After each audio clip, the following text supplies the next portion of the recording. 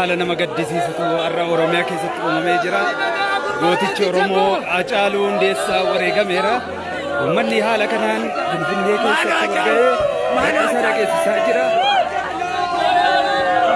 So sad. Baay'ee nama gaddisiisa. Hacaaluu malee abbaa.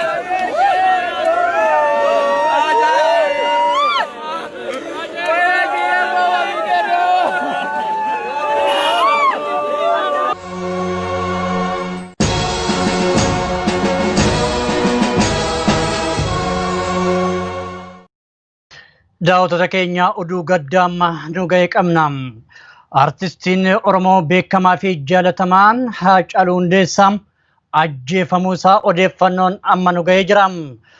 Magaalaa Finfinnee naannawaa Kondoomii kan jiraatu artistii Hacaaluu Hundeessaa galgala kana akka lakkoofsa biyyattiitti sa'a 3 walakkaa irratti kan inni ajjeefame.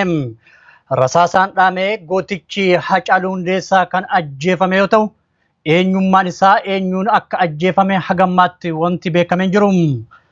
Akka odeeffannoo nu dhaqqabee jirutti artistii Hacaaluun yakki inni raawwate akka hin jirres ajjeechaa kanaan wal qabatee gaddi ibsamaa jirus ni mirkaneessa.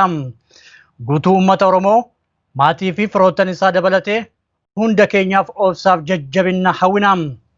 Artistii Hacaaluu Hundeessaaf ammoo waan jannataa kennuuf jecha egaan daawwattoota keenya haala ajjeechaa isaatii fi odeeffannoolee guutuu isaa bal'inaan yeroo biraa qabannee kan dhiyaannu ta'a. Ammaaf turtii gaarii.